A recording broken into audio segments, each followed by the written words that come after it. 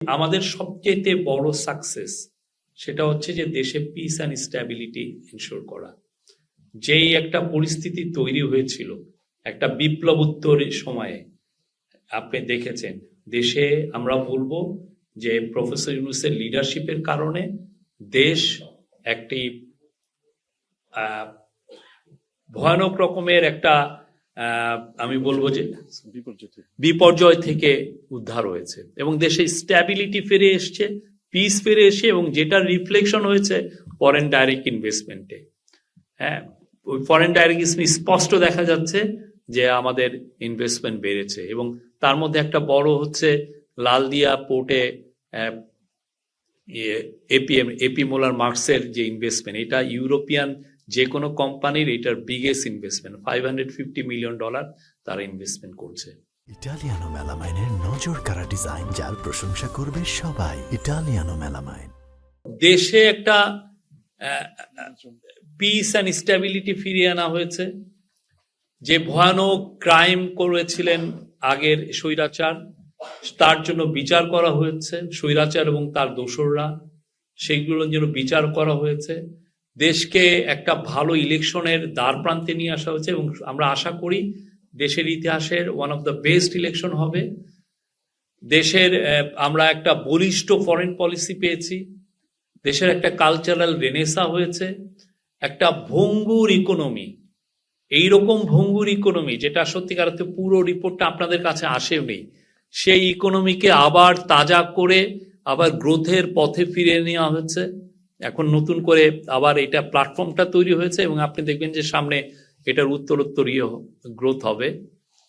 USA এবং জাপানের সাথে আপনারা দেখেছেন যে আমরা কি ব্রিলিয়ান্ট নেগোসিয়েশন হয়েছে এবং আমাদের এতে স্বার্থটা সংরক্ষিত হয়েছে।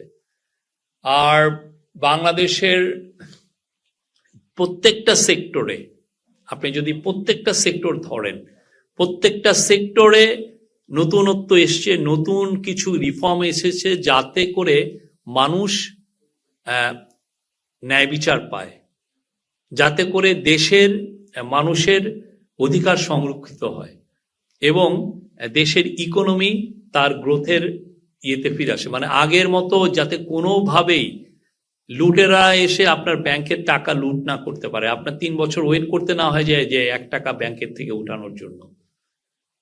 আর জুডিশিয়ারিতে আমি বলবো যে আপনি দেখলেন হাইকোর্টের জাজ কিভাবে অ্যাপয়েন্টমেন্ট, তার জন্য নীতিমালা হয়েছে। জুডিশিয়ারিকে আপনি দেখেন সুপ্রিম কোর্ট আলাদা সেক্রেটারিয়েট করা হয়েছে। সুপ্রিম কোর্টের সেক্রেটারিয়েট হওয়ার কারণে সুপ্রিম কোর্টের অধিকার ইস্টাবলিশ হয়েছে লোয়ার কোর্টের উপরে।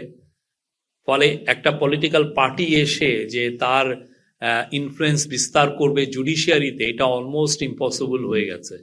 ফলে কি এটা করার মানে হচ্ছে আপনার স্বার্থকে, আপনার রাইটসটাকে সংরক্ষিত করা।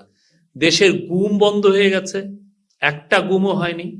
দেশে যে স্টেজ এক্সট্রা জুডিশিয়াল মার্ডার, আগে দেখতেন যে রাতের বেলায় চোখ বন্ধ করে নিয়ে যেয়ে পিছনের একটা নাটক সাজিয়ে গুলি করে মানুষজনকে মেরে ফেলা, এরকম প্রায় 3000 লোককে শেখ হাসিনার সময় মেরে ফেলা হয়েছে, সেটা বন্ধ হয়েছে।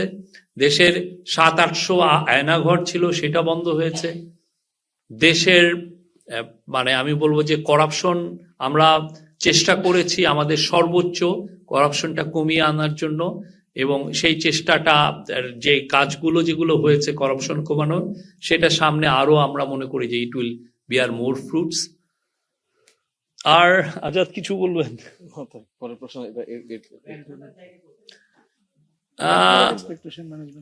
এক্সপেকটেশন অনেক ছিল আপনাদের। আর একটা ব্যর্থতা হচ্ছে যে